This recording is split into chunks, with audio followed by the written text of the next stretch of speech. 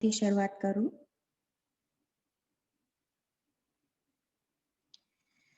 નમો અરહંતાણં નમો સિદ્ધાણં નમો આયર્યાણં નમો વજ્રાયાણં નમો લોય સવસાહુણં એસો પંચનમુકારો serve પાવપણાસનો મંગલાણં ચ સવ્યેસિં પરમં હવૈ મંગલમ મંગલાણં ચ સવ્યેસિં પરમં હવૈ મંગલમ પરમં હવૈ મંગલમ.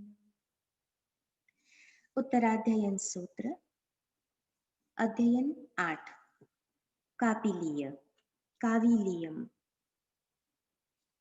અધુવેયસા સંયમી સંસારમ્મીય દુઃખ પૌરાય કિમ નામ હોજ્જતમ કમયમ જેણાહમ દોગ્ગઈમ ન ગચ્છેચા વિજહિત્તુ પૂવ સંજોગમ નસિનેહમ કહિંચિ કુવેજ્જા અસિનેહ સિનેહ કરેહિમ દોષપો સેહિમ ઉચ્ચયે ભિක්ඛુ તો નાણદંસન સમગ્ગો હિયનિસ્સેસાયે સવ જીવાણમ તેસિમ વિમોક્ષણઠ્ઠાયે ભાસૈ મુનિવરો વિગયમોહો સૌવં ગંથમ કલહં ચ વિપજહેતઃ વિહં ભિක්ඛુ સવ્યેષુ કામજાયેષુ પાસમાણો ન લિપ્યહિતાય ભોગામિષદોષ વિસન્ને હિયનિસ્સેય યસ બુદ્ધિવોચથ્યે બાલેય મંદિયે મૂઢે બુદ્ધૈ મચ્છિયાવખેલમ્મિ दुःपरिचयायि मे कामानो सुजहाधीर पुरुषेहिं अहसन्ति सुवयासाहु जेतरन्ति अन्तरं वणियाव समणामुएगे वयमाणा पाणवहं मियायाणन्ता मन्दानरयं गच्छन्ति बालापावियाहिं दिट्ठिम् नहु पाणवहं मनुजाने मुच्चेज्जकयायि सव दुःखाणम् एवार्येहिमख्यायं जेहिम इमो साहुधम्मोपन्नतो पाणेयनायिवायेज्जा शेषमियेत्ति उच्चयितायि तवोसे पावयं कम्मं निच्चायि उदगं वथलाओ जगनिस्सियेहिं भुवेहिं तसनामेहि थावरेहि य नोते सीमारभेदण्डं मनसा वयसा कायसा चैव शुद्धे सणावो नच्चाणं तत्थठवेज्ज भिक्खु अप्पाणं जायाये घासमेसेज्जा रसगिद्धेन सिया भिक्खाये पन्ताणि चैव सेवेज्जा सीयपिण्डं पुराणकुम्मासम् अधुवुक्कसम्पुलागं वा जवनट्ठाये निसेवये मन्थु जे लक्षणं च सुविनं च अङ्गविज्जं च जे पौञ्जन्ति नहुते समणावुच्यन्ति एवं आयर्येहिमख्यायम् इह जीवियं मणियमेत्ता पग्भट्ठा समाहि जोएहिं ते कामभोगरसगिद्धा उववज्जन्ति आसुरेकाये सत्तो वियौवट्टित्ता तत्तो वियौवट्टित्ता संसारं बहु अणुपर्यडन्ति बहुकम्मलेवलित्ताणं होहि होयि सुदुल्लहा तेसिं कसिणं जोइमं लोयं परिपूर्णं दलेज्जैकरस तेनाविसेन सन्तुष्टे ईदुपूरये मे आया जहालाहो तहालोहो लाहालोहोपवर्धयि धूमासकयं कज्जं कोडीये विननित्ययम् नो रक्षसि सुगिज्जेज्जा गण्डवच्चासु नेगचित्तासु जाओ पुरी संपलो भित्ता खेलन्ति जहाव दासेहिं नारी सुनोग गिज्जेज्जा इति विप्पजहे अणगारे धम्मं च पेसलं नच्चा तत्थठवेज्ज भिक्खुः ईये स धम्मे अखाये कविलेनं च विशुद्धपुण्ये पन्नेनं तरिहिन्ति जेवुकाहिन्ति तेहिम् आराहि यादुवे लोग तिवेमि। तो पूर्ण है यह अध्याय। साथी संघमित्रा जी ने बहुत ही शुद्धि से इसका उच्चारण किया है। बहुत सुंदर है यह। एक तरह से यह एक बहुत पुरानी गाथा है, पुरानी कथा है, पुराना प्रसंग है कहना चाहिए। इस विषय पर इतना यह सब व्यापक है कि हर जगह कोई स्पष्टता या विवेचन चाहता है। तीर्थंकर महावीर ने इस घटना का जिक्र किया है। वो स्वयं भी उपदेश दे सकते थे, पर उनकी उदारता गजब की उदारता है। वह परम ज्ञानी, वह दिव्य, वह ज्ञाता, वह व्यक्ति एक ऐसे मुनि की घटना का जिक्र करते हैं कि जो उनके संघ में, समाज में, आसपास में घटित हुई है। और उन्होंने जो कहा, जिस तरह से जीवन जिया, जिस तरह से कहा और जिन शब्दों से उसके कथानक से, उनके प्रवचन से जो जनता प्रभावित हुई, उस विषय में स्वयं तीर्थंकर महावीर उसका जिक्र करते हैं। एक बहुत पुरानी घटना है। कौशाम्बी के निवासी हैं, कौशाम्बी के निवासी हैं, कौशाम्बी। बहुत सारे कथानक है कौशाम्बी से। ये कथानक भी कौशाम्बी का ही है। कौशाम्बी से एक ब्राह्मण का बेटा, उसकी मृत्यु के बाद विधवा माँ ने अपने पुत्र के शिक्षण के लिए उन्होंने शाबाशी भेजा। उनके भी एक मित्र थे, विद्वान थे। सोचा कि मैं तो अपने बेटे को पढ़ा नहीं सकती, और उस जमाने में भी माताएं इतनी निष्णात हुआ करती थी कि उनको लगता था कि उनके बेटे अगर अध्ययन करेंगे तो उनका भविष्य सुखी होगा। तो इस विधवा माँ ने अपने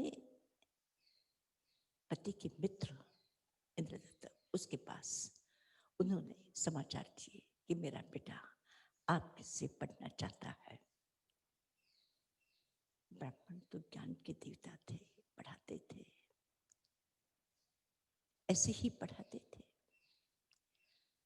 कोई बहुत ज्यादा संपन्न न थे, तो उन्होंने उसी जगह शाबाशी की ही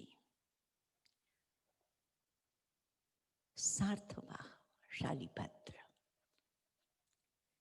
गजब की बात है, व्यापारी के लिए प्राचीन एक शब्द है सार्थवाह।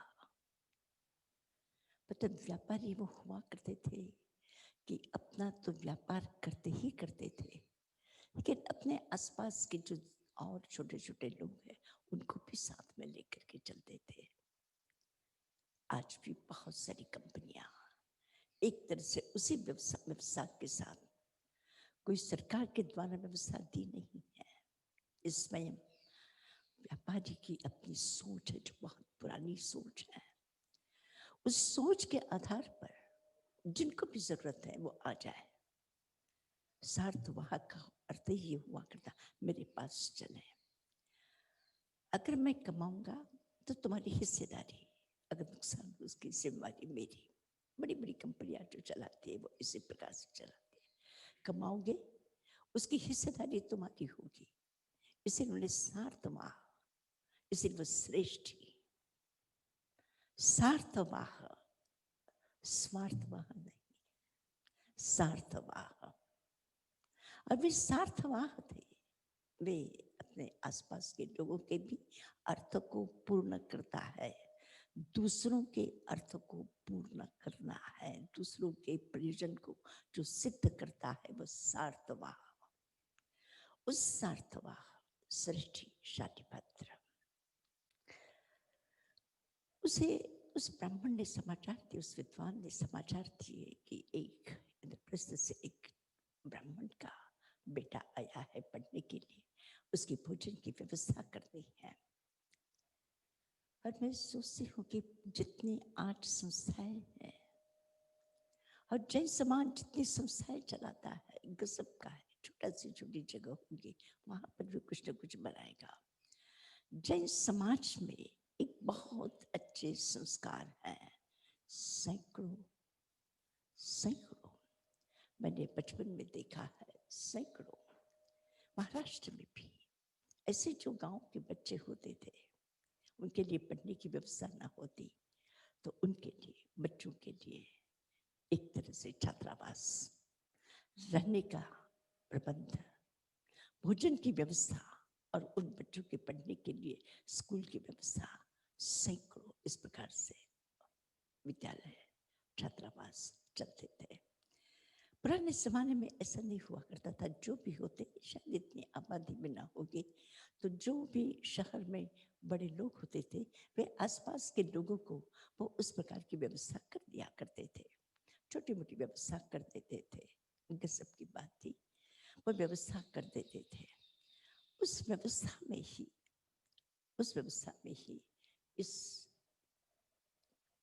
कपिल को भी उसी के पास में रखा। पर्दा और सृष्टि ने अपने घर पे एक दासी थी, उसे कहा कि देखो ये जब आए तो इसको भोजन समय पर अच्छी तरह से इसको दे देना। दासी के साथ में धीरे धीरे परिचय बढ़ा, परिचय प्रेम में बदल गया, दोनों ने शादी करने का तय कर लिया। अब शायद इसी घटना को लेकर के किसी का स्वभाव ऐसा हो सकता है, उस लड़की ने गांव में, शहर में एक महोत्सव था, बहुत अच्छा सुंदर एक महोत्सव था, और उस महोत्सव के उसे कहा कि नहीं आज अपने घूमने चलेंगे,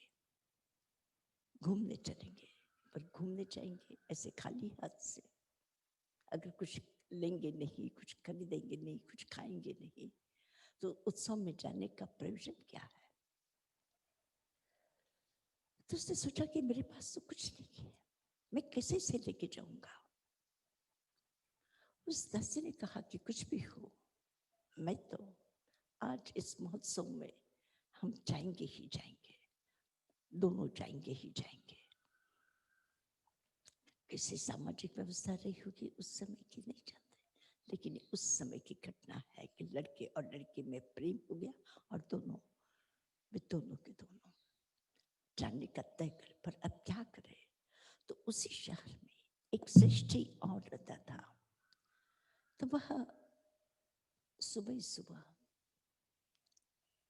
जो पहले आ जाए, जो पहले बार आ जाए, पहले मुझे सुबह आकर के सुप्रभातम कह दे, उसे मैं 2 मासा सोना, पता नहीं वो मासा कितना हुआ करता था, आज मुझे नहीं पता कितना उसका सोना, तो इतना सोना मैं उसे पहले आने वाले व्यक्ति को दे दूंगा। वो लेने गया, पर ऐसे लगा कि कोई मेरे पहले चला जाए, इसलिए वो आधी रात को ही निकल गया, कि मैं जाऊंगा और लेकर के आऊंगा।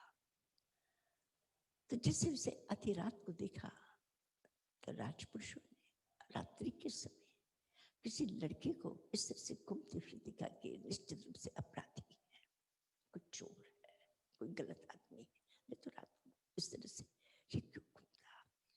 उन्होंने उसे पकड़ लिया और पकड़ करके सुबह ही दूसरे दिन उसको राज दरबार में, पुराने समय में ऐसे कोई अपराधी होते उसको ला करके उपस्थित कर दिया। उस कपिल का चेहरा तो एकदम शांत था, वो कोई अपराध करने के लिए आया नहीं था, कोई घबराहट न थी, एकदम शांति से खड़ा था। तो राजा होते हैं, ऐसे ही नहीं होते। वो प्राज्ञ व्यक्ति किसी व्यक्ति के चेहरे को देख करके ही उसके भीतर का चित्र उसके समक्ष खड़ा हो जाता है, पहचान लेता है कि अपराधी नहीं हो सकता। उसे पूछा कि किस लिए तुम घूम रहे थे? कहा कि बस मुझे पता था कि मुझे जरूरत थी, मुझे पैसे की जरूरत थी और इसलिए मैं उनके यहाँ 2 मासा सोना लेने के लिए, लेकिन मुझे लगा कि मेरे से पहले कोई न पहुंच जाए और मैं वंचित न रह जाऊं, इसके लिए मुझे वहां उनके पास कहा कि 2 मासा सोना के लिए। इस तरह से राजा ने कहा कि देखो भाई, मैं तुम्हारी इस सच्चाई, इस प्रामाणिकता, तुमने अपनी सारी कथा न कथा कही कि उस लड़के के मोह में आकर के तुमने इस तरह से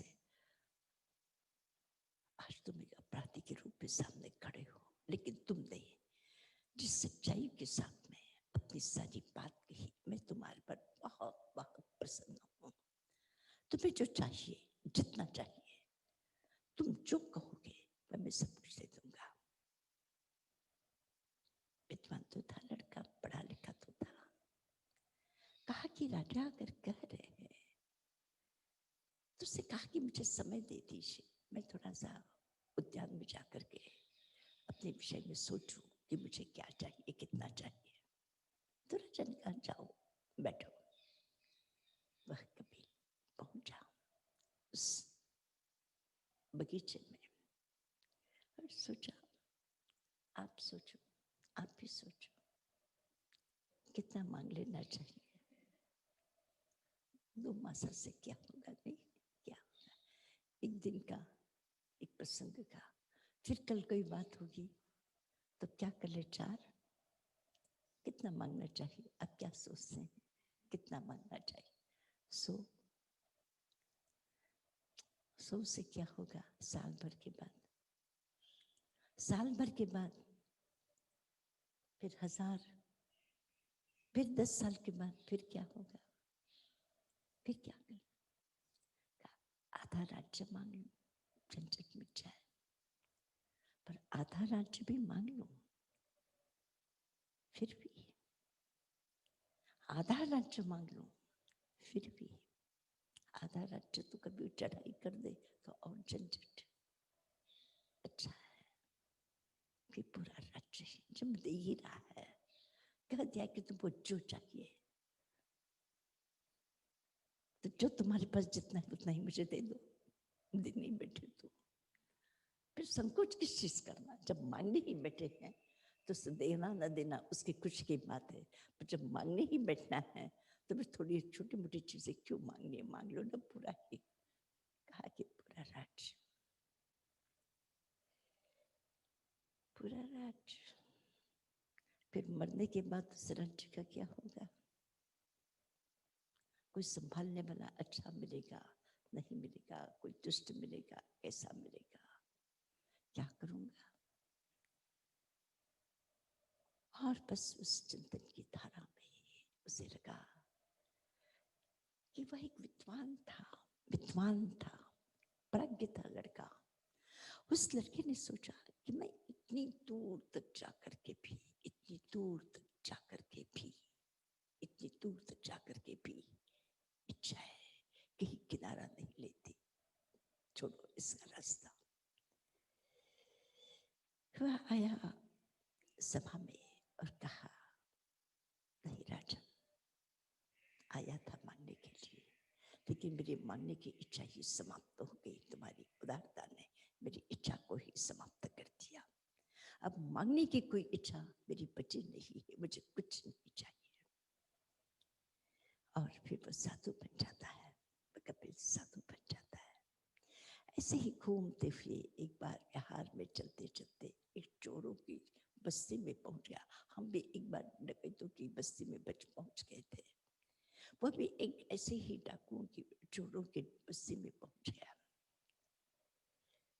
उन चोरों ने उस मुनि को भी घेर लिया। उन्होंने कहा एक अच्छी तरह से अपनी बात इतनी सुंदरता से, इतनी मधुर स्वर में उसको उसने कपिल ने उन चोरों को उपदेश दिया। और गजब की बात है, मेरा भी अपना अनुभव है। अगर ये बहुत दूरी पर जो अपराधी होते हैं, वे किसी न किसी उद्देश्य में अपराधी बनते हैं, लेकिन उनसे प्रेम से समझाने वाला कोई हो तो उनका जीवन निश्चित रूप से परिवर्तित हो सकता है। उन 500 जो उनका जो समूह था, वो सबका सब साधु बन गए, उनके शिष्य बन गए। मैं उन दिनों में, बहुत पुराने समय की बात है, लगभग 55-60 वर्ष पुरानी बात है। मैं भी एक ऐसे ही गांव में गई थी मध्य प्रदेश में, जिस समय चंबल घाटी का एक बहुत बड़ा आतंक और उपद्रव था। हम वही पार करके आगे बढ़ रहे थे। एक गांव में पहुंचे तो वहां तो लोगों ने कहा, कहाँ यहाँ, आप निकल जाइए यहाँ से। हम लगभग 14-15 किलोमीटर चल चुके थे और आगे 10 किलोमीटर तक कोई काम नहीं। और ऐसी परिस्थिति में अगर आप निकलेंगे 2 बजे हैं, सूर्यास्त होने के बाद में अंधकार में चलना मुश्किल। बड़े महाराज साथ में थे और ऐसी परिस्थिति में आगे बढ़ना मुश्किल था। क्या है, चोर है तो हमारे क्या लेंगे। हमने किसी तरह से, पर वो खुली जगह थी, पर फिर भी मैंने सोचा कोई खुली जगह नहीं, कोई मकान। तो मैं इसी एक बहुत बड़ा मकान जो किसी चोर का, उनका जो सेना नायक होगा वहां का, उसके घर पे मैं पहुंची। वो आया, क्या है? मैंने कहा भैया हम एक रात में रुकना चाहते हैं, यहाँ पे हमारी व्यवस्था हो सकती? मैंने उसे भैया कह करके पुकारा और वो व्यक्ति, आप रात को रुकना चाहते हैं? बोले ठीक है, आप जाइए, देखिए मेरी इस कोठी पर ऊपर में एक कमरा है, खाली है, कोई नहीं है, वहां आप रात को रुक सकते हैं। उनका हम 4-5 लोग हैं, रात को रुकेंगे और कल सुबह सूर्योदय के साथ ही हम निकल जाएंगे। रात को रुके और मैं तो कहीं जाकर के चुप रहना मुझे तो नहीं आता। कोई भी मिल जाए, कहीं भी मिल जाए, उससे बात तो जरूर किए बिना मैं आगे नहीं निकलती हूँ। मैंने उस व्यक्ति को बुलाया और मैंने कहा कि देखो हम रात को रुके हैं, तो हम ऐसा चाहते हैं कि ये जो सूर्यास्त हो चुका है, अभी गांव वालों ने भोजन कर लिया होगा, तो 1-8 घंटा यहाँ पर आकर के बैठ जाए। और भाई महाराज तो बहुत सुंदर बोलते थे, बहुत अच्छा गाते थे, और वो भी जहाँ भी जाते उनका एक स्वभाव था कि गांव वालों को जरूर वो बुलाते।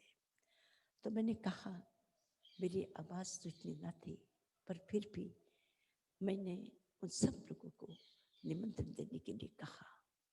तो गांव वालों का एक नया था कि हम अचानक पहुंचे थे और गांव वाले तो देखने के लिए सही, तो पूरा गांव उस कोठी पर ऐसे पूरा का पूरा गांव इकट्ठा हुआ।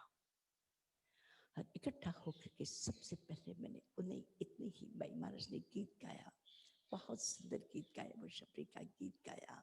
उनकी इतनी सुंदर स्वर, इतना सुंदर आवाज, वो गीत गाया, गांव वाले झूम गए।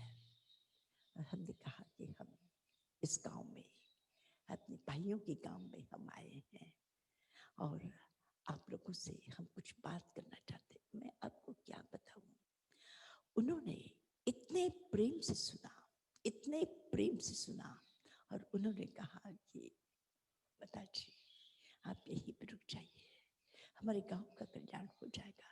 हम बदनाम हैं, हमारे गांव में कोई आता नहीं, हम भी कहीं खुशी से जा नहीं सकते, जाते हैं तो अपराधी के रूप में देखा जाता है। आप यहीं पर रुक जाइए, हमारे पास में बहुत बड़ी जगह है, हम आपको जगह दे देते हैं, आप अपना आश्रम बना लीजिए, आप यहीं पे रुक जाइए, आप यहीं पे रुक जाइए, पूरा का पूरा गांव आपका शिष्य बनने के लिए तैयार है।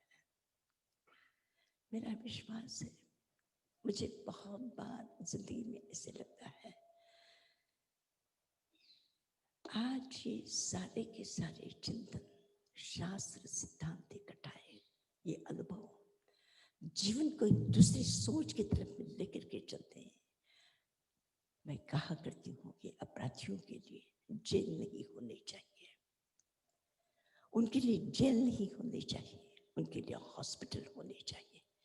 जिस तरह से मानसिक दृष्टि से कोई रुग्ण व्यक्ति वो हॉस्पिटल में जाता है, यह भी एक मानसिक रोग है, शारीरिक रोग, उससे भी ज्यादा सूक्ष्म मानसिक रोग है। कोई भी अपराधी ऐसे अपराधी नहीं बनता।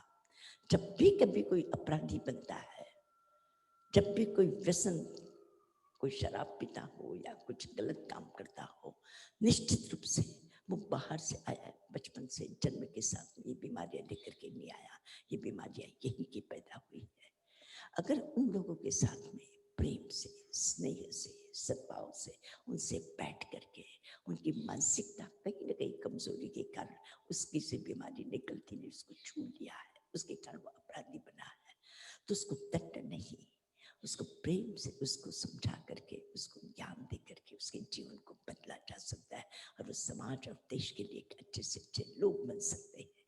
कबीर ने भी उन अपराधियों को किसी राजा के पास में उसको दंडित करने के लिए नहीं भेजा, लेकिन तीनों ही कथानक है, बड़े कथानक है, पर ये जो प्रसंग है, और इसीलिए उसने जो नरक सुखी चेचा नो घेते सूर्य चेचा, बस उसने अपने अनुभव की बात लोगों से की है। कभी भी कोई ऐसा तुम्हारे समक्ष ऐसा कोई जाल कोई फेंक दे, स्वार्थ का जाल फेंक दे, तुम्हारी जिंदगी को नुकसान पहुंचाने वाली कोई बात कह दे, तो तुम इतने समझदार रहोगे कि तुम उस जाल में फंसोगे नहीं। अगर जाल में फंस गए तुम अपना सत्यानाश कर दोगे। कहा कि बस ये मन की इच्छा है, इसी विचित्र है, कितना सुंदर कहा, एक अपने ही अनुभव के आधार पर कहा, अपने ही अनुभव के आधार पर कहा कि जहां लाभ, अगर कहीं हमें थोड़ा सा लाभ मिलता है तो उतना लाभ लेकर के हम संतुष्ट नहीं होते। जहां लाभ हो तहां लोभ हो, जितना लाभ उतना लोभ। लाभ मिलता है लोभ बढ़ता जाता है, लाभ मिलता है लोभ बढ़ता जाता है, लोभ की सीमा नहीं है। और मैंने अपना अनुभव करके जाना है कि इतना सुख एक छोटे से लाभ के लिए, लाभ गिनने में पहुंचा था, और लोभ मैंने दरवाजा खोल दिया तो उसका कोई अंत नहीं है। 2 मासा गजब है, केवल मैं 2 मासा लेने के लिए गया था, लेकिन उसका कहीं कोई किनारा नहीं मिला। बहुत सुंदर अध्ययन है, कथानकों से भरा है, अनेक प्रसंगों से भरा हुआ है, और आज अपने को कम से कम 3 अध्याय करने हैं, और दूसरा कथानक भी 9वां अध्याय, वो इसी प्रकार से, वो भी एक बड़ा कथानक है, वार्तालाप है थोड़ा सा। और मुझे आश्चर्य होता है कि भगवान ने अंतिम समय में ऐसे ऐसे प्रसंगों की चर्चा की है कि जिन प्रसंगों से हर जगह लोगों को उद्बोधन मिल सके कि तुम्हें अगर कहीं मौका मिल जाए किसी के अध्ययन करने के लिए, किसी की व्यवस्था करने के लिए, तो तुम जरूर उसकी व्यवस्था कर लेना। वो माताएं, जो माताएं अपने बच्चों की पढ़ाई के लिए जो मार्गदर्शन करती है, सहयोग देती है, स्वयं पढ़ी लिखी नहीं है फिर भी अपने बच्चों को पढ़ाने के लिए वो सब कुछ करती है, वो उस जमाने से भी आज भी वही परंपरा है, उसी प्रकार से चल रही है। और यही कारण है कि आज शिक्षा के लिए पिता तो पिता है ही, वो तो संरक्षण देता ही देता है, मेहनत करता ही करता है, लेकिन उस समय की माताएं भी इतनी कुशल हुआ करती थी कि जो अपने बच्चों की पढ़ाई के लिए व्यवस्था, और अगर वो करते तो तभी वो कपिल बना, तभी कपिल के लिए बन सका, और तभी वो उसने सैकड़ों लोगों की जिंदगी में परिवर्तन कर दिया। अपना तो जीवन बदला ही बदला, सैकड़ों लोगों की जिंदगी में परिवर्तन करके उसको कहाँ के कहाँ पहुंचा दिया। और उस प्रसंग को तीर्थंकर महावीर ने उसके सामने समाज के समक्ष कहीं पर भी, इसका मतलब है अपराधियों की तरफ में देखने का दृष्टिकोण तीर्थंकर महावीर का क्या था। अपराधियों को भी प्रेम से समझा करके उसे भी सही मार्ग पर लाया जा सकता है, उसे भी सही रास्ते पर चलाया जा सकता है। इसलिए अपराधी को अपराधी के रूप में मत देखो। नवम अध्ययन बड़ा है। मैं संघमित्रा जी से कहूंगी कि संघमित्रा जी ये नवम अध्ययन आप बोल दो, फिर 10वां अध्ययन साध्वी संप्रज्ञा जी, साध्वी विभा जी। नवमम् अध्ययनम् नमिपवच्च चयूर्णदेवलोकाओ उववन्नो मानुसम्मिलोगम्मि उवसन्तमोहनिजो सरयी पौराणियं जायिं सरित्तु भयवं सह सम्बुद्धो अनुत्तरे धम्मे पुत्तं ठवेत्तु रज्जे अभिनिक्खमयि नमीराया से देवलोक सरिसे अन्ते उर्वरगो वरे भोये भुञ्जित्तु नमीराया बुद्धो भोगे परिचयै मिहिलं सपुरजनवयं बलमोरोहं च पर्यणं सर्वं चिच्चाभिनिखन्तो ये गन्तमहिद्धियो भयवम् कोलाहलगभूयम् आसीमिहिलाय पवयन्तं मे तय्याराय ऋषिं मे नमिम्य अभिनिक्रमन्तं मे अभ्युत्थियं राय ऋषिं पवज्जाठानमुत्तमं सक्को माहणरूपेण इमं वयनमब्रवी किन्नु भो अज्जमिहिलाय कोलाहलगसङ्कुला सुवन्ति दारुणा सद्दा पासायेषु जिहेषु य एयमठं निशामिता हेऊकारणचोयो तौ नमीराय ऋषि देविन्दं निनमब्रवी मिहिलाय चेये वच्छे सीयच्छाये मनोरमे पत्तपुष्पफलो वे बहुगुणं बहुगुणेशया वायेन हीरमाणं मे चेयं मे मनोरमे दुहिया शरणा अत्ता ये कन्दन्ति भूखगा एयमठं निशामित्ता हेऊकारणचोयो तौ नमिम्राय ऋषिं देविन्दोयिनमब्रवी एष अज्ञेयवाऊयेयं दज्झै मन्दिरं भयवं अन्ते उरं तेनं कीसनं नावपेक्षसे एयमठं निशामित्ता हेऊकारणचोयो तौ नमीराय ऋषि देविन्दं नमब्रवी सुहं वसामो जीवामो जयसिंहो नत्थि किञ्चन मिहिलाय दज्झमाणिये न मे दज्झै किञ्चन चत्तपुत्तकलत्तस्य निवावारस्य भिक्षुणो प्रियं न विज्जै किञ्चि अप्रियं न विज्जै बहुमुखो मुनिनो भद्रम् अणगारस्य भिक्खुनो सवौ विप्पमुक्कस्य एगन्तमनुपस्सौ एयमठं निसामित्ता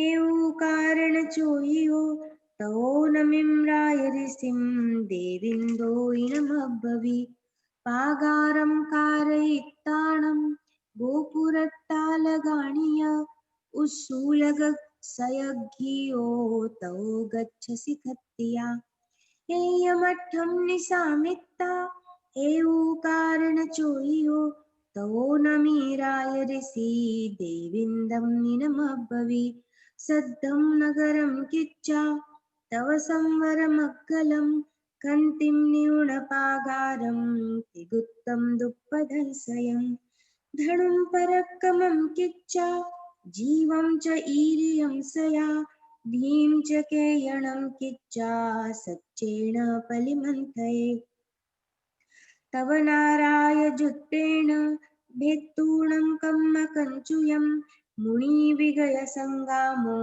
भवाओ परिमुच्यये एयमठं निसामित्ता हेऊकारणचोहियो तवो नमिम्राय ऋषिं देविन्दो इणमब्बवि पासाये कारयित्तानं वर्धमानगिहाणीय आलग्गपोयाओय तवो गच्छसि खत्तिया एयमठं निसामित्ता हेऊकारणचोहियो तवो नमीराय ऋषि देविन्दं निनमब्बवि संशयं खलु सोकुणैः जोमग्गे कुणैः घरं जत्थेव गन्तुमिच्छेज्जा तत्थ कुव्ये जसासयम् एयमठं निसामित्ता हेऊकारणचोहियो तवो नमिम्राय ऋषिं देविन्दो इणमब्बवि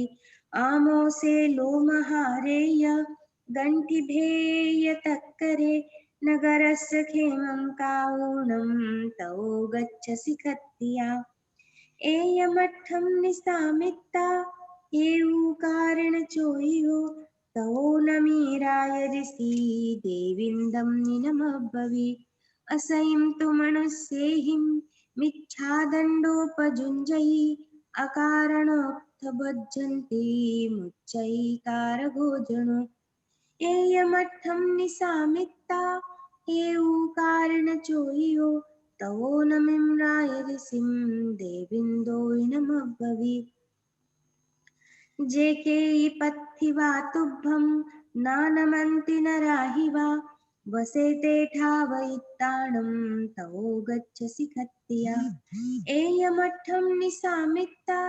हेऊकारणचोहियो तवो नमीराय ऋषि देविन्दं निनमब्बवि जो सहस्रं सहस्राणं सङ्गामे दुज्जये जिने एगं जिने च अप्पाणम् एसमे एससे परमोजौ अप्पाणमेव जुज्झाहि किं ते जुज्झेन भज्जो अप्पाणमेव अप्पाणं जयित्ता सुहमेहये पञ्चेन्द्रियाणि कोऽहं मानं मायं तहेव लोहं च दुज्जयं चैव अप्पाणं सर्वम् अप्पेजियेजियम्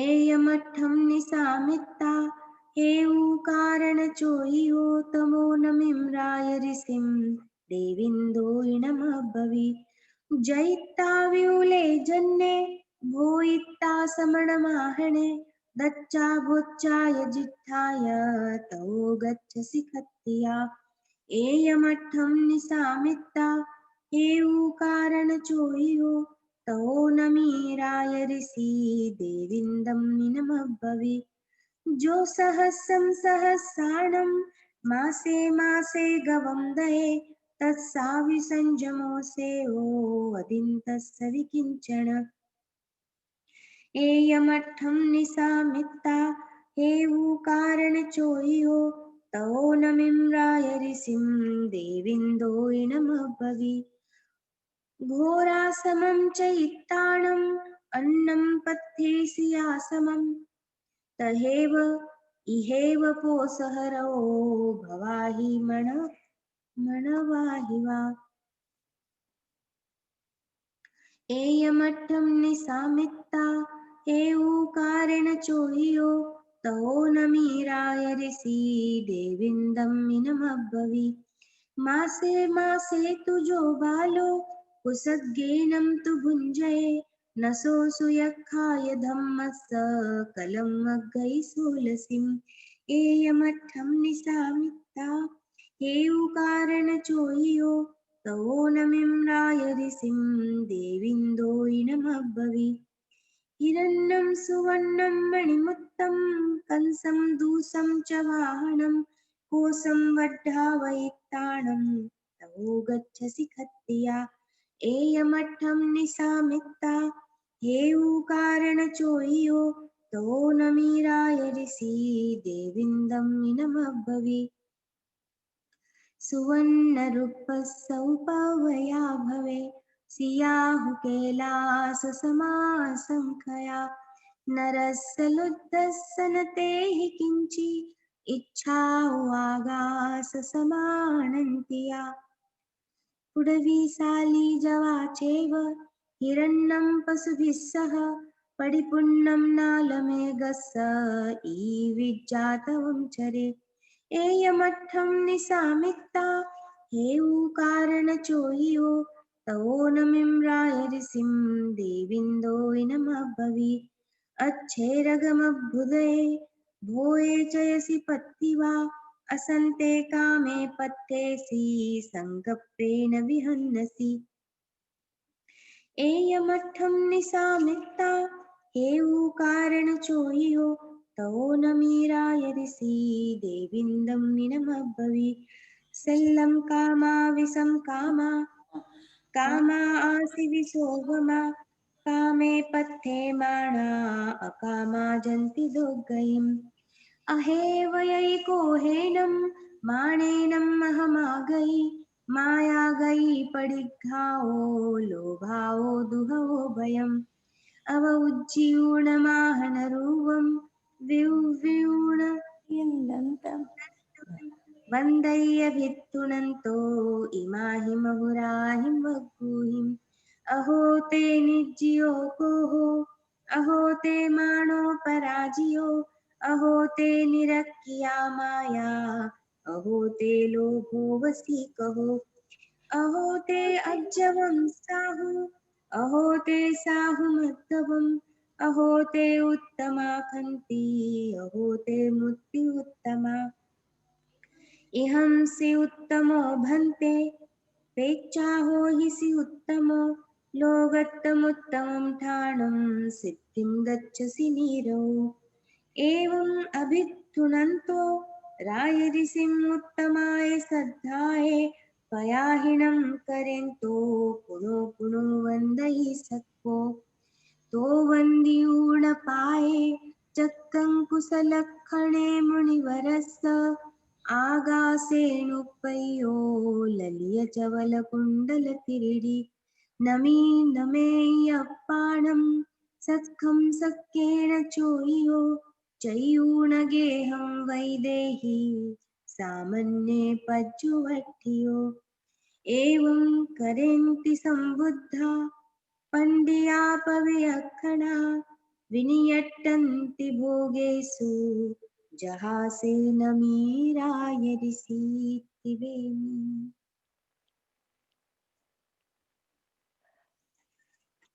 वार्तालाप है देवेंद्र और मुनीन्द्र का वार्तालाप है। उस वार्तालाप के पीछे एक थोड़ा सा एक प्रसंग है कि राजा है नबी बीमार हो गए एक बार, कई दिनों तक बीमार और शरीर में एक दाहक ज्वर की वेदना, संपूर्ण शरीर में जलन जलन जलन जलन। और मैं जानती हूँ कि अभी मेरे पैर में और हाथ में जलन हो जाती है तो रात निकालनी मुश्किल हो जाती है। जलन, इतनी भयंकर जलन,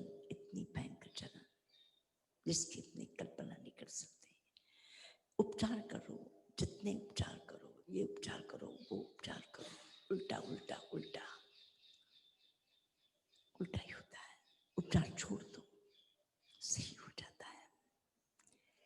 राजा एक दिन वो उसकी पैरों में, उसके शरीर में ठंडक हो, इसके लिए कुछ लोगों ने कहा कि उसको चंदन घिस देगा, चंदन घिस करके उनके शरीर पर लगा तो उससे ठंडक हो जाएगी।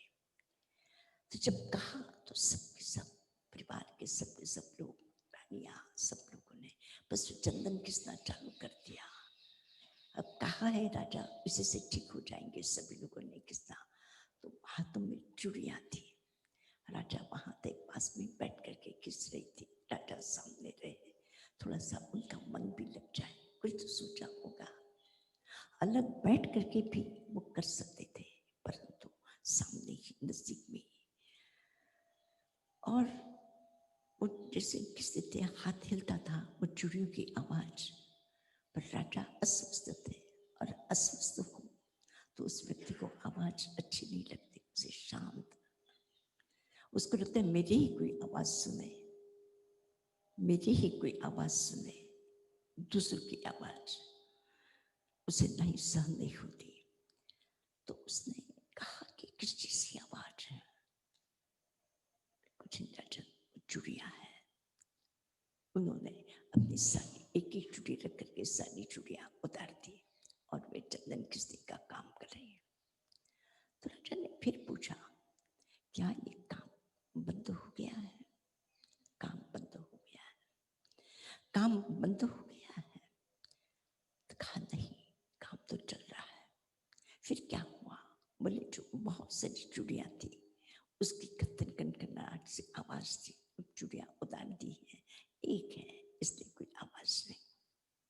घटना घट गई है, कितनी बार न जाने हमारी जिंदगी में ऐसी कितनी घटनाएं घट जाती हैं, लेकिन हम पूरा ध्यान नहीं दे पाते। राजा का अचानक ध्यान चला गया, एक है वहां द्वंद्व नहीं है, जहां दो है वहां द्वंद्व है, दो है वहां द्वंद्व है। मैं हूं, शरीर है, मैं हूं, शरीर है, और शरीर भी मैं हूं। एक तो मैं है, और शरीर के किस भाग में मैं है, वो सभी जगह मैं है। और फिर भी मैं शरीर के तमाम अवयवों में कहा मैं तो नजर नहीं आता, पर मैं है, वहां मैं है, दिमाग में भी मैं है, जहां सुनता हूँ बोलता हूँ मैं हूँ, मैं हूँ, मैं हूँ, मैं है। और शरीर अलग है, ये दो अलग है, ये दो अलग होते हुए भी साथ। और यही संघर्ष की जड़ है। मेरा शरीर है, इसको, इस पर मैं अपना अधिकार करना चाहता हूँ, इसलिए है। नहीं है, मैं नहीं हूँ, मैं अलग हूँ, मैं शरीर नहीं, मैं शरीर नहीं, शरीर से मैं भिन्न हूँ। यह चिंतन जिसे एक व्यक्ति के भीतर में उतरता है, मेरा भी अनुभव हुआ है, मैंने भी अनुभव करके देखा है, मैं नहीं, इससे मैं नहीं, मैं इससे अलग हूँ। जैसे ही अपने आप को अलग कर दो, वो जलन उसकी शांत हो गई, जलन उसकी शांत हो गई, और देखा इस मैं की तलाश के लिए यह शरीर, मैं, ये राज्य, इस व्यवसाय, ये सब एक इतना जबरदस्त अनासक्ति का भाव उस राजा के मन में, उस राजा के मन में पैदा हुआ, अनासक्ति का भाव। और वह निकल पड़ा, मुझे ये राज्य नहीं चाहिए, मुझे परिवार नहीं चाहिए, मुझे समाज नहीं चाहिए, मुझे राज्य नहीं चाहिए, मुझे कोई अधिकार नहीं चाहिए, मुझे कुछ भी नहीं चाहिए। मैं स्वयं अपने आप में अकेले होकर के विचरण करना चाहता हूँ। मुनि बन के चले गए जंगल में, अकेले चले गए जंगल में।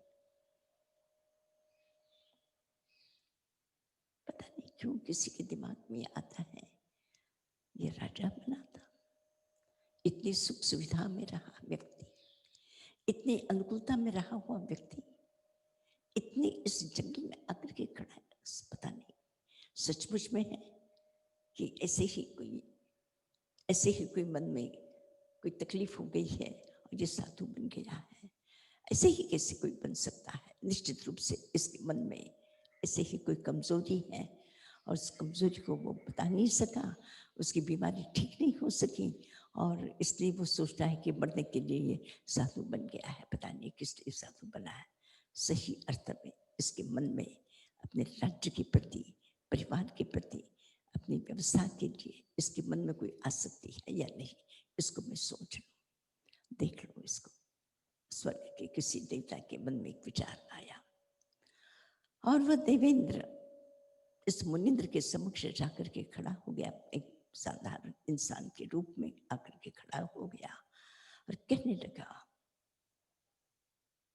तुम किस लिए मुनि बने हो?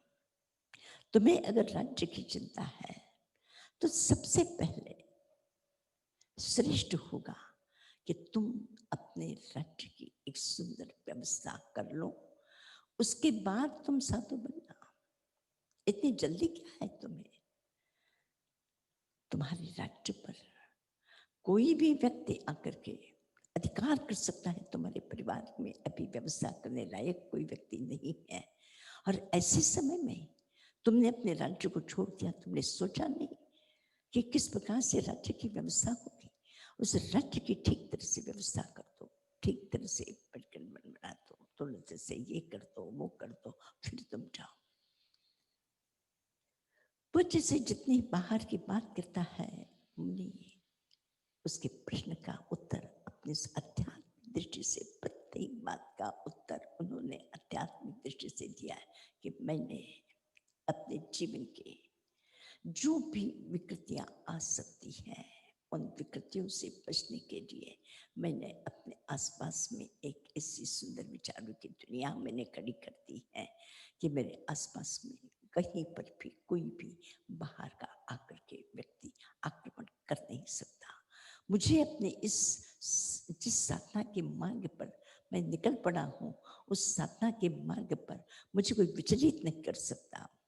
देवेंद्र, मुझे कोई विचलित नहीं कर सकता और इसलिए तुम्हारी जो बात है वो मैंने सुनी है, लेकिन मेरी बात भी अच्छी तरह से सुन लो। ये मट्टा निसाबिता, मैंने तुम्हारे अर्थ को अच्छी तरह से जाना है, समझा है और मैं तुम्हें इस तरह से तुम्हारी बात का मैं जवाब देना चाहता हूँ कि तुम क्या कहते हो, क्या कहते हो, किस तरह से कहते हो।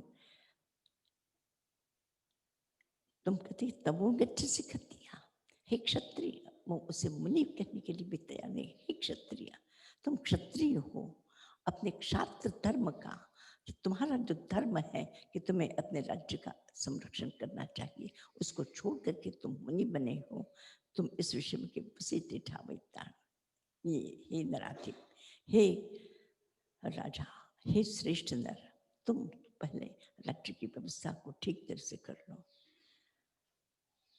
कहा कि जो कहते हो कि बाहर के दुश्मन, बाहर के दुश्मन जो सत्सम सत्सानम संगा में दुजय जने एकम जनी जपानम, इससे प्रभु किस विषय की बात करते हो?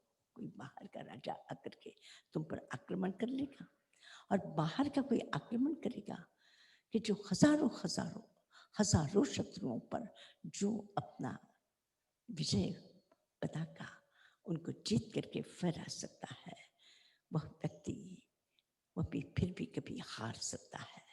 लेकिन जिसने अपने इंद्रियों पर, अपने विकारों पर विजय प्राप्त कर लिया है, उस विजेता को दुनिया में कोई हरा नहीं सकता। इसलिए मैंने अपने भीतर में अपने तमाम विकृतियों पर एक ऐसी विजय प्राप्त कर ली है कि मुझे संसार की कोई भी विकृति मेरे स्पर्श नहीं कर सकती। देवेंद्र है अपने उस राज्य की बात करते हैं और मुनिंद्र है वो अपने भीतर के, जो तुम बाहर की बात करते हो वो भीतर की बात है।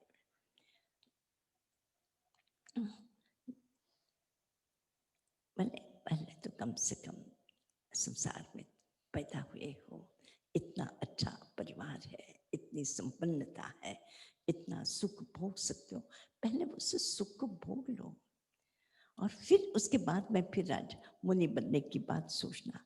हर तरह से खोजा है, हर तरह से विजेता के समक्ष, उन दुश्मनों के समक्ष, व्यवस्था के संबंध, अर्थ की दृष्टि से और परिवार में अंत में देखा कि इधर से उधर से कोई समाधान इसकी तरफ नहीं। कहा कि कम से कम तुम्हारा जीवन, अभी जीवन उस संसार के सुख उपभोग को भोगने का समय है। उस समय में इस वैराग्य की बात को लेकर के तुम बैठे हो, छोड़ो इसे। इस संसार के सुख, इतना वैभव, इतना सब कुछ, सल्लम कामा विषम कामा, जिस सुख की बात तुम करते हो वो शल्य है, वो विष है, वो विकार है, वो विकृतियां हैं। वे जहाँ सुख देती हैं उसी के पीछे दुख भरा पड़ा है। जिस सुख की बात करते हो उसी के पीछे दुख की एक धारा है, दुख की परंपरा है। उस दुख के पीछे जाकर के क्या करोगे?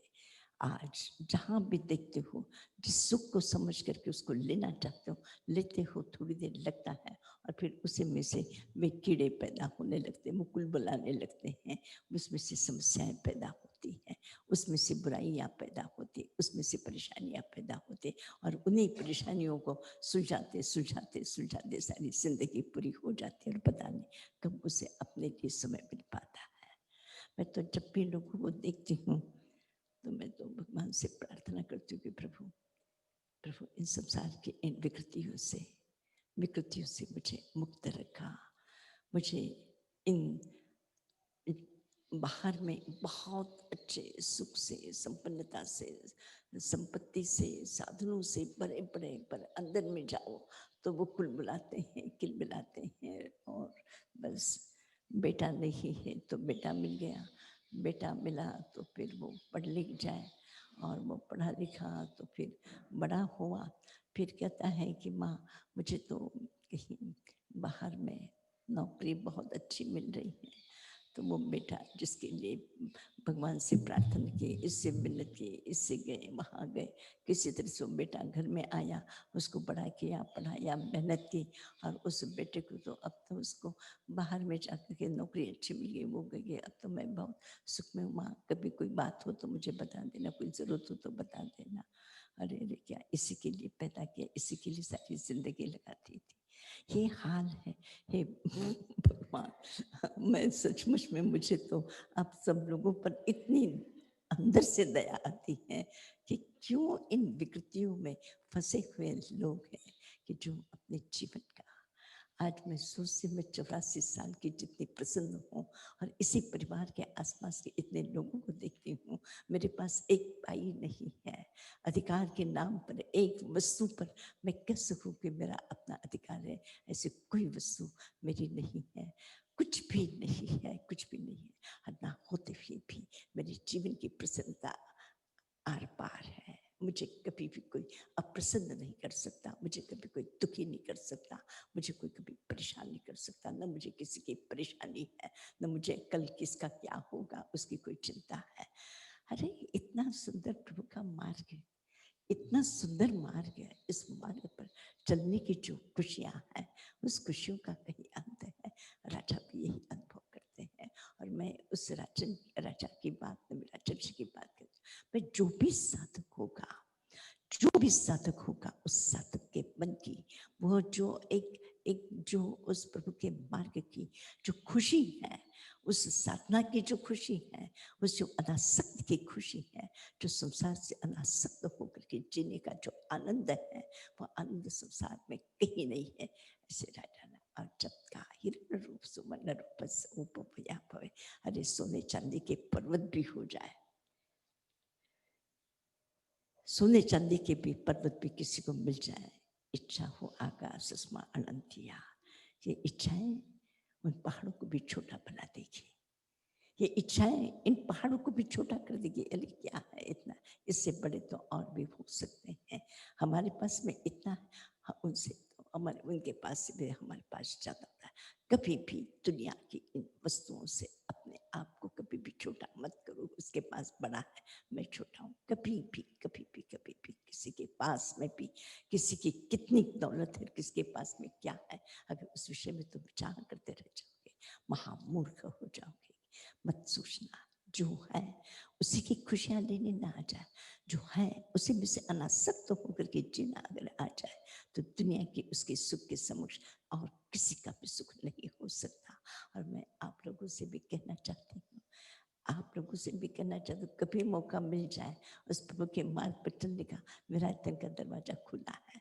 मैं आप सबसे कहती हूँ, जब कभी संसार से अनासक्ति आ जाए, अनासक्त हो छोड़ दो, अरे छोड़ दो। अगर राजर्षि जैसे इतना सब कुछ छोड़ करके निकल गए, तुम भी निकल जाओ और देखो इस मार्ग का आनंद है, अप्रतिम मार्ग है, अप्रतिम मार्ग है। अगर कोई राजर्षि, और फिर जब देखते हैं कि मैंने इनको हर तरह से छेड़ने की कोशिश की है, हर तरह से पकड़ने की कोशिश की है, हर तरह से उलझाने की कोशिश की है, हर तरह से किसी किसी को मेरी बात में ये फंस जाए, इस तरह से इससे मैंने बात की है इस मुनि से, लेकिन कहीं नहीं कहीं फंस नहीं। और इसलिए अंत में जाकर के कितना सुंदर उन्होंने कहा, अहो ते निज्जू को हो। अगर कोई पूछता है मैं तो साधु बन गया, तुम मुझे ऐसे प्रश्न पूछते हो, तुम्हें शर्म नहीं आती? तुम मुझसे ऐसी तरह की बात करते हो। अहो ते निज्जू को हो, तुमने इतने इतने अलग अलग ढंग से मैंने तुम्हें प्रश्न पूछे हैं, लेकिन तुमने अपने क्रोध पर विजय प्राप्त कर लिया। अहो ते माया परिचय, तुम्हारी माया, लोभ, आसक्ति, ये सबको तुम छोड़ करके छूट चुके हो। माया, अहो मानो पर, अहो मानो, तुमने मान तुम्हारे अहंकार को भी इतने तुम नीचे लेकर के आ गए हो, और तुम्हारी ऊंचाइयां इतने साधारण के एक जमीन पर तुम खड़े हो, कहाँ सिंहासन पर बैठते थे, कहाँ जमीन पर खड़े हो, और उसके बाद में भी तुम्हारा अहंकार कहीं नहीं है।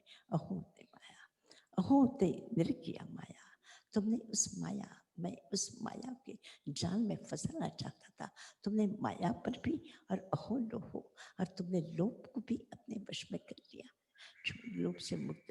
अहो ते अज्जम सा, तुम्हारी ये रिश्ता, ये सरलता, ये कोमलता, ये मधुरता, मध्यमम, इतने प्रश्न पूछे, ऐसे प्रश्न पूछे, और फिर ऐसे प्रश्न पूछने पर भी उनके चेहरे पे कितने प्रश्न पूछे, प्रश्न पर प्रश्न, 18 प्रश्न पूछे, प्रश्न पर प्रश्न, प्रश्न पर प्रश्न, प्रश्न पर प्रश्न, कहीं से भी उसको छोड़ा नहीं है।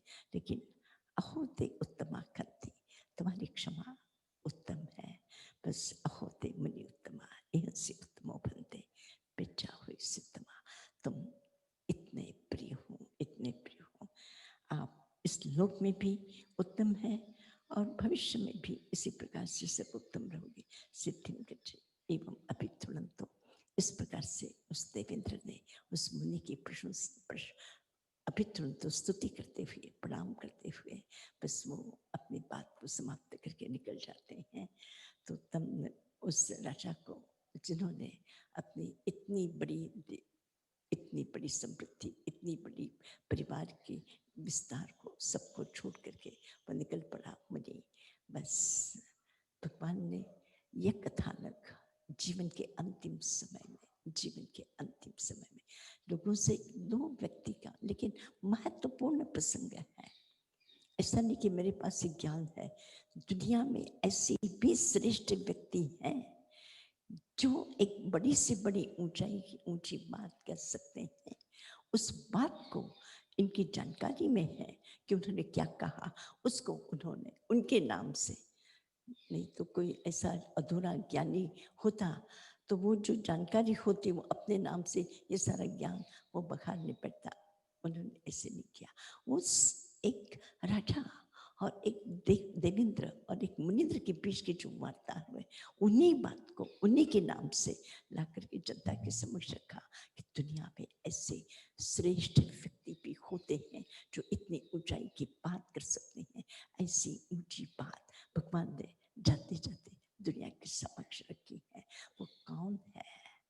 बस ऐसे ऐसे प्रसंग पर हमें भगवान महावीर की दिव्यता समझ में आती है कि उन्होंने अपने आसपास से उन महत्वपूर्ण घटनाओं को, कि मैं ही दुनिया में सर्वश्रेष्ठ हूँ, मैं ही तीर्थंकर हूँ, मैं ही जानने वाला हूँ, मैं ही अपनी बात के जाऊँ, ऐसा नहीं है। उन्होंने आसपास की जो दिव्यताएं हैं चारों तरफ में घटित हो गए, उनका भी जिक्र करके उनको भी एक तरह से प्रतिष्ठित करके, इसका अर्थ है कि लोगों की कहीं पर भी किसी की भी अच्छाई हो उसे प्रतिष्ठित करना सीखो, उसे प्रतिष्ठित करना सीखो, उसकी अच्छाइयों को स्वीकार करना सीखो, उसको सम्मान देना सीखो। और बस तीर्थंकर महावीर ने ये कह करके भी एक हमारे लिए कि किसी की भी कोई भी अच्छाई हो उसको कभी भी छुपाओ नहीं, उसको प्रकट करते जाओ। बहुत सुंदर अध्याय, बहुत। और ये नमी पवज्जा तो एक अलग से, उत्तराध्ययन तो है ही, पर एक नमी पवज्जा एक अलग रूप से भी लोग बहुत इसका स्वाध्याय अलग से करते हैं। सरल है, सीधा है, कथानक है, प्रश्नोत्तर है और अपने जीवन से प्रतिदिन के प्रश्नों से संबंधित है। इसलिए ये इस अध्याय का एक अलग से भी बहुत बड़ा महत्व रहा है। सूत्र प्रतांग सूत्र का सप्तम अध्याय, जैसे पुच्ची सुलम समणा, तो वह भी एक अलग से एक स्तुति का विषय बन गया। और नबी पवज्जा भी ये इसी तरह से स्वाध्याय का एक अलग, बहुत सारे ग्रंथों में इसको अलग स्थान भी मिला है। महत्वपूर्ण अध्याय है। एक अध्याय और कर लेते हैं, 10वां अध्याय। और यह भी एक विलक्षण अध्याय है, विलक्षण अध्याय है। यहाँ सात्विक विभाजी, सात्विक विभाजी, ये जो पीछे का जो चित्र है वो कला मंदिरम के बाहर का है। कला मंदिरम विराटन का जो म्यूजियम है उसके बाहर का है, दक्षिण साइड का।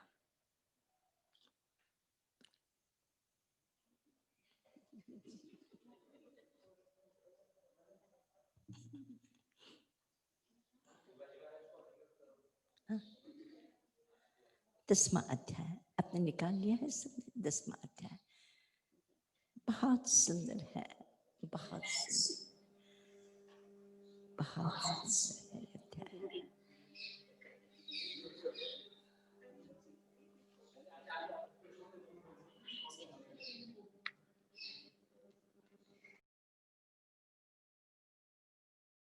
दशमम् अध्ययनं धूमपत्तयम् धूमपत्तये पण्डुये जहाँ निवडैराय गणान् अच्छये एवं मनुयान जीवियं समयं गोयममा पमायये कुसग्गे जह ओस बिन्दुये तोवं चिट्ठये लम्बमाणये एवं मनुयान जीवियं समयं गोयममापमायये ईत्तरियं मियाउये जीविये बहुपच्चवायये विहुणाहिरयं पुरे कडं समयं गोयममापमायये दुल्लहे खलु मानुषे भवे चिरकालेन विसौवपाणिनं गाढाय विभागकं मुनो समयं गोयममापमायये पुढविक्काय मयि गौ उक्कोशं जीवो संवसे कालं संखाय्यं समयं गोयममापमायये आहुकाल मयि गौ उक्कोशं जीवो संवसे कालं संखाय्यं समयं गोयममापमायये ते उक्काय मयि गौ उक्कोशं जीवो संवसे कालं संखाय्यं समयं गोयममापमायये वाउक्काय मयि गौ संजीवो संवसे कालं संखाय्यं समयं गोयममापमायये वनस्सैकाय मयि गौ उक्कोशं संवसे कालमनन्तदुरन्तं समयं गोयममापमायये वेन्द्रियकाय मयि गौ उक्कोशं जीवो संवसे कालं सङ्खिज्य सन्नियं समयं गोयममापमायये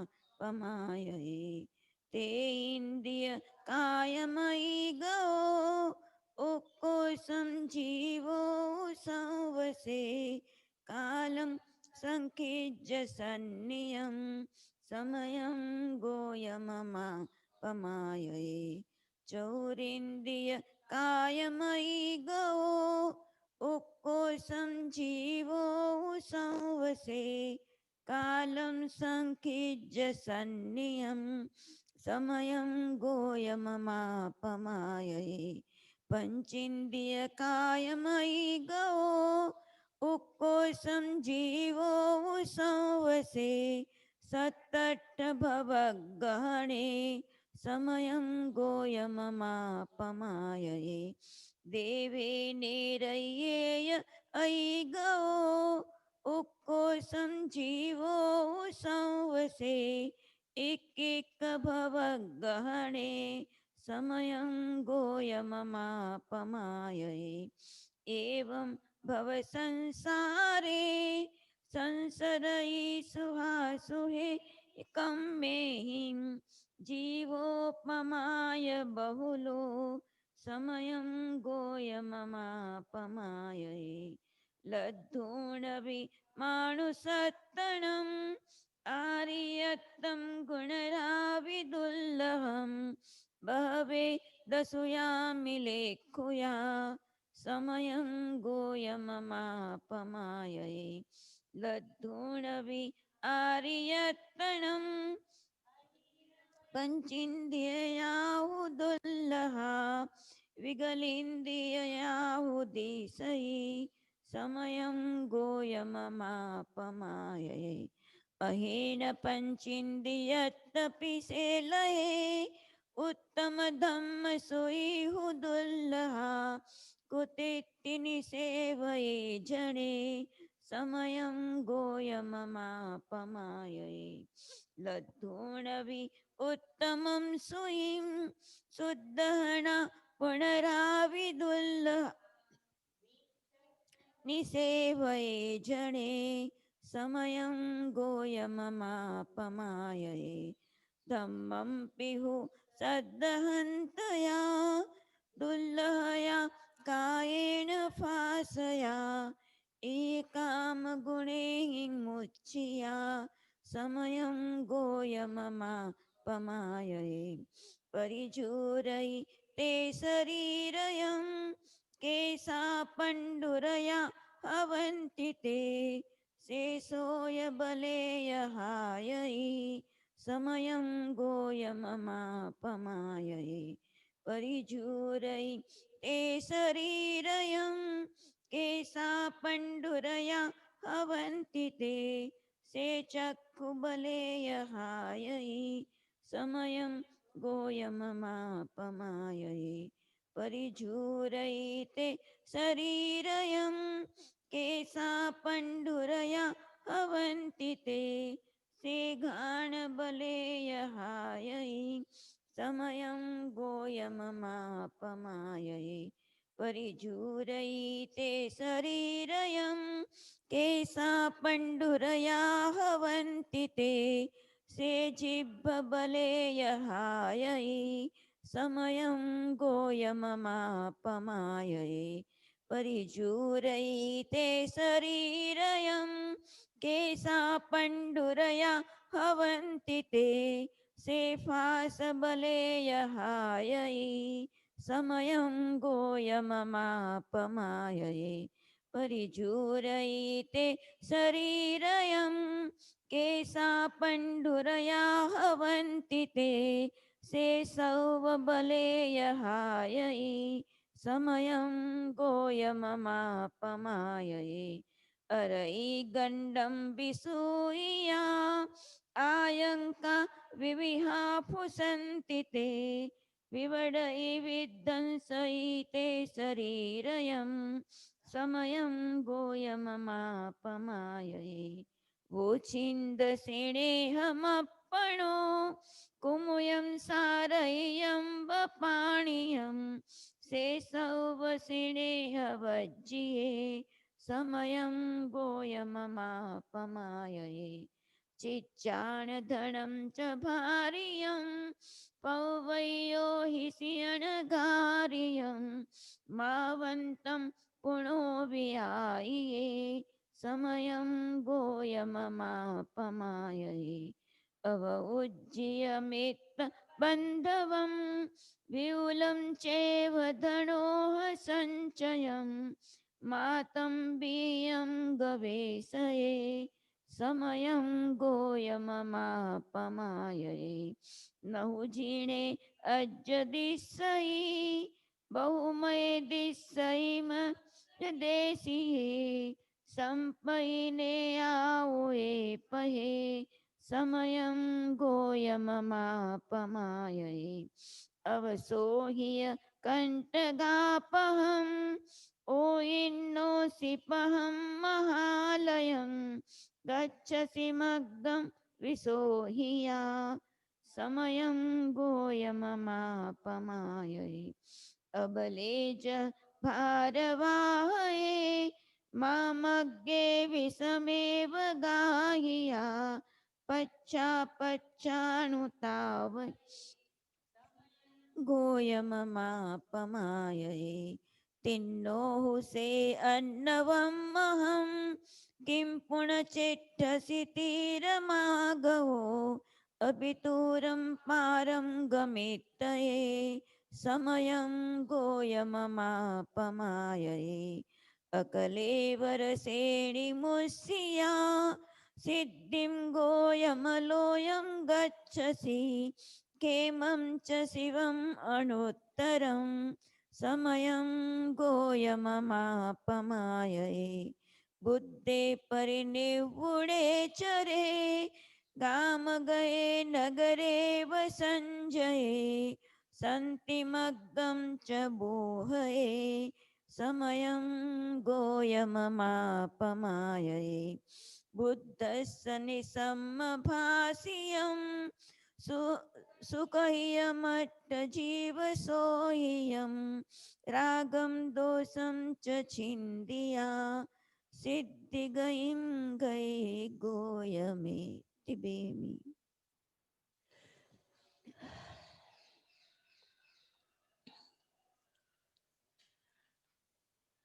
उदात्तन सूत्र का ये 10वां अध्याय गौतम को संबोधित है समयम गोयममापमायये। और कितनी बार 35 बार, 1 बार 2 बार 4 बार 10 बार 20 बार 30 बार जितनी भी गाथाएं हैं 36 से 30 गाथाएं 36 बार गौतम से कहा कि गौतम परमात्मा कर। और इतना ही नहीं कि पंडुरया हवंतिते, अब तो बूढ़ा हो गया है, तेरे बाल सफेद हो गए। और गौतम जैसे पहले तुम सुना करते थे अब वैसे तुम्हें सुनाई नहीं देता। शरीर बदलता है, स्वीकार कर लो, शरीर बदल रहा है। जैसे पहले तुम देख सकते थे ऐसे तुम्हें दिखाई भी नहीं देता। पहले जिस तरह से तुम अकड़ करके चलते थे ऐसे वो शरीर की शक्ति भी सारी क्षीण हो गई, सब तो बुरे हो गए। और इसलिए हे गौतम प्रमाद मत कर। मैं सोचती हूँ समकक्ष है उम्र में, गौतम और महावीर में ज्यादा अंतर नहीं है, चूंकि उनका निर्वाण भगवान महावीर के निर्वाण के 10 वर्ष के बाद में निर्वाण हुआ है और वे 82 वर्ष की उम्र में उनका निर्वाण हुआ है और भगवान महावीर का 72 वर्ष में, तो बिल्कुल समवयस्क है। और उस शिष्य को कहते कि गौतम प्रमाद मत कर। कहाँ किस किस जीवन की कौन कौन सी बारीकियों को लेकर के उन्होंने बात की कि जानते हो ये जीवन किस प्रकार का है, तुम्हें पता है।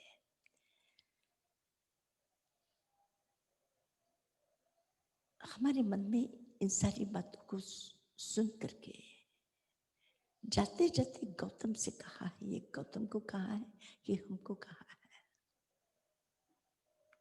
और शायद किसी जब बड़े को, एक गौतम जैसे व्यक्ति को, उस परम ज्ञानी को, उस अपरमत्त व्यक्ति को, सबसे बड़ी बात है उस अपरमत्त व्यक्ति को कहते कि प्रमाद मत कर।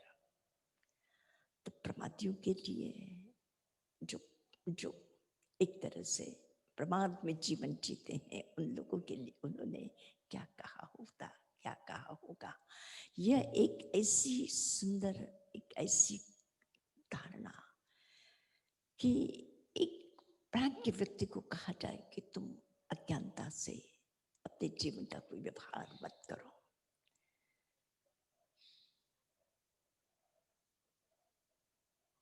इस तरह का ये संबंध है गुरु शिष्य का। शिष्य समग्रता से समर्पित है और एक कारण है कि वो समग्र रूप से समर्पित है, इसलिए गौतम एक प्रतीक है, शिष्यत्व का प्रतीक है। वह शिष्यत्व का प्रतीक है गौतम, केवल व्यक्ति नहीं है, व्यक्ति नहीं है, व्यक्ति नहीं है। और स्मरण रख लेना कि गुरु वही हो सकता है कि जो जीवन की अच्छाइयों को प्रलोभन के माध्यम से उसको फंसा करके रख करके अपनी सेवा करा ले, अपना नाम रोशन कर दे, बस बात खत्म हो गई। गुरु वह होता है कि जो शिष्य के जीवन को खोल दे और उसकी बुराइयां, उसकी विकृतियां खोज खोज करके उसको निकाल दे। और इसी तरह से वो एक शिष्यत्व के रूप में गुरु और शिष्य का जो संवाद हो सकता है कि उसे उसकी इतनी तैयारी होनी चाहिए, उसकी इतनी तैयारी होनी चाहिए कि गुरु के द्वारा जो भी कुछ कहा जाए उसको मैं सुनने के लिए राजी हूँ। और गुरु भी उसके जीवन की जो विकृतियां, जो कमजोरियां, जो खाली, जो अंदर में छुपी हुई दबी पड़ी हुई जो बुराइयां हैं, उसको कुरेद करके बाहर ला करके उससे सफाई करते हैं। और तो और दुनिया की आसक्ति की बात तो छोड़ दो, यहाँ तक गौतम को महावीर के प्रति जो अनुराग था, उस अनुराग को भी मतलब एक इतना दूर तक दुनिया की आसक्ति तो छोड़ दो, लेकिन मेरे प्रति भी जो तुम्हारी आसक्ति, उस आसक्ति का भी जब तक तुम परित्याग नहीं करोगे तब तक तुम उस पूर्णता को प्राप्त नहीं कर सकोगे। इतनी बड़ी बात गुरु। हमारे प्रयत्न होते हैं कि हम एक दूसरे से कैसे बंधे हुए रहे, बांधने के लिए हर तरह से, हर तरह की चाल चालाकी और जो भी कुछ हो सकता है उसके उपाय खोजे जाते हैं। और यहाँ वह है जहाँ हर तरह से स्वतंत्र अस्तित्व की दृष्टि से, स्वतंत्र अस्तित्व की दृष्टि से गुरु और शिष्य के परिसंवाद की ये विषय है। मैं केवल इन कथानकों को, केवल प्रसंग को, शब्दों के अर्थ नहीं, इसके पीछे इतना एक प्रतीकात्मक ये अध्याय है, इसलिए मुझे अध्याय बहुत प्रिय है कि समय उनको हे गौतम, हे गौतम, हे शिष्य, हे साधक, हे तुम महावीर के मार्ग पर चलने वाले व्यक्ति, तुम अगर सही अर्थ हो तो तुम्हारे जीवन के भीतर की उन विकृतियों को खोजो और उसको खोज करके उसको बाहर कर दो, तभी जाकर के तुम पूर्णता को प्राप्त कर सको। तुम्हारे भीतर में बहुत सारी अच्छाइयां हैं, ये नहीं कहा कि तुम बुराइयों के ढेर हो, तुम्हारे भीतर में दिव्यता छुपी पड़ी है। उस दिव्यता का आवरण और कोई दूसरा नहीं करता, उस दिव्यता को कोई छुपाता है तो तुम ही स्वयं अपनी दिव्यता के आवरण बने हुए हो। उस दिव्यता के आवरण को दूर कर दो तो तुम्हारे भीतर की वो दिव्यता स्वयं प्रकट होकर के बाहर निकलेगी। दिव्यता तुम्हारी वो दिव्यता है, तुम्हारा वो जीवन इतना उत्तम है, सर्वश्रेष्ठ है। इस सर्वश्रेष्ठ जीवन के लिए बस गौतम को कहा कि बस दुमपत्ते पंडुरे जा, बस जीवन जैसे किसी पेड़ पर पत्ता आता है और वो समय के साथ में जैसे अपना रंग बदल जाता है, पीला पड़ जाता है, उसकी झुर्रियाँ पड़ने लग जाती है, उसका बदल जाता है, शरीर तो बदलता है, बदल जाता है, वैसे ही जैसे तुम पत्ते उस, और वो भी कैसे, उस पत्ते पर एक पानी की बूंद पड़ी हुई हो, कब तक वो बूंद उस पानी को, वो बूंद उस पत्ते को पकड़ करके रखेगी, या पत्ता उस पानी की बूंद को रख करके रखेगा? उस पानी की बूंद को गिरने में, सूखने में हवा बैठी है गिराने के लिए, सूरज बैठा है सुखाने के लिए, पत्ता बैठा है हिलचाल कर करके उसको गिराने के लिए। हर तरह से उसके सामने जैसे उस पत्ते पर पड़े हुए पानी के बूंद पर जितनी जीवन के अस्तित्व के लिए समस्याएं हैं, जितना है चमक जाओ। मत सोचो कि इसका क्या अवधि है, कितना है, इतने संकट है। जिस तरह से उस भी आपने किसी पेड़ पर, वृक्षों के पत्तों पर या घास की स्तिकों पर उस चमकती हुई बूंद को देखा होगा। सर्दियों के दिन आ रहे हैं, यहाँ पे घास पर ऐसे लगता है मोती बिखर गए हैं, हीरे चमक गए। इस तरह से इतना सुंदर सुंदर लगता है, प्रकृति मुग्ध हो जाती है। बस वे पानी की बूंद, उसका क्या अस्तित्व, ये जीवन भी इसी प्रकार का है, मनुष्य का जीवन भी इसी प्रकार का है। जितना समय तुम्हारे पास में है, उस समय का कहीं दुरुपयोग न हो जाए, बस दुरुपयोग न हो जाए। और ये गौतम तो एक माध्यम है, हमारे सारे कान उन्हीं शब्दों को सुनने के लिए तरसते हैं जो गौतम से कहा। हो सकता है हम अगर वहां पे उपस्थित होते तो हमारा नाम लेकर के भी भगवान यही कहते, समयम को समयम मापमाए, समय को मार। तुम्हारा शरीर, तुम्हारा जीवन का अस्तित्व हर क्षण सरकता जा रहा है, पीछे मुड़ करके नहीं, सभी सारे रास्ते पीछे मुड़ करके, लेकिन जीवन के जो रास्ते हैं इसको पीछे मुड़ करके वापस लौटाया नहीं जा सकता, ये लौट करके नहीं आ सकते। जो आगे बढ़ गए, बढ़ना ही बढ़ना है, हर क्षण बढ़ता जा रहा है। और ऐसे समय में एक थोड़ा सा समय है, उस समय का दुरुपयोग न हो जाए, बस इतनी सावधानी रखने के लिए भगवान का एक सुंदर संदेश गौतम के माध्यम से हम तक पहुंचा है। भाग्यशाली है हम सचमुच में। और मैं उन आचार्यों के प्रति, जिन लोगों ने, उन ग्रंथों के प्रति जिन लोगों ने भगवान के इस दिव्य संदेश को हम तक पहुंचाया है, सचमुच में हम बहुत भाग्यशाली हैं कि हमें उनकी इस वाणी को, उनके शब्दों को, उनके आसपास में रहने को जो मौका मिला है, समझने का मौका मिला है, उसके लिए हम सचमुच में बहुत भाग्यशाली हैं। आज 10 अध्याय, एक तरह से 10 अध्याय अपने पूरे करते हैं और कल फिर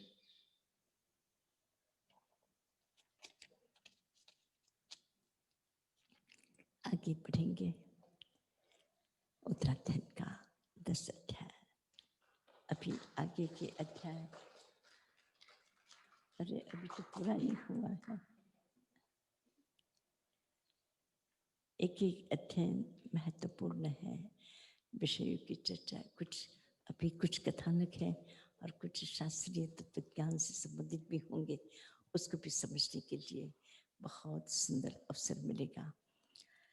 तो एक तरह से ये ग्रंथ उत्तराध्ययन सूत्र एकांगी ग्रंथ नहीं है, एकांगिनी तत्व ज्ञान से भरपूर, प्रश्नों से भरपूर, कथानकों से भरपूर, जीवन की उन तमाम आसपास की परिस्थितियों से भी आकलन कर सके, जान सके, इस तरह का इतना सब कुछ इस ग्रंथ में है।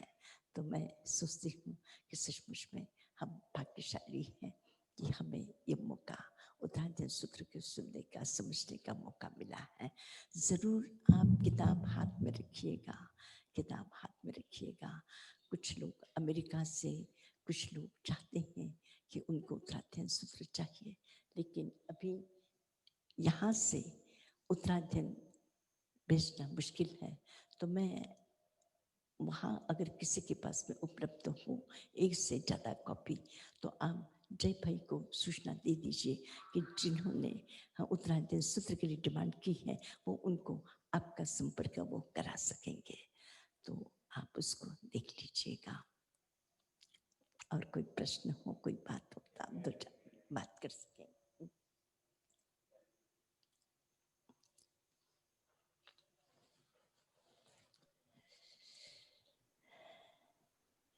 आज तो मथेण वंदना में टाइम रहा खैर वंदना में खैर वंदना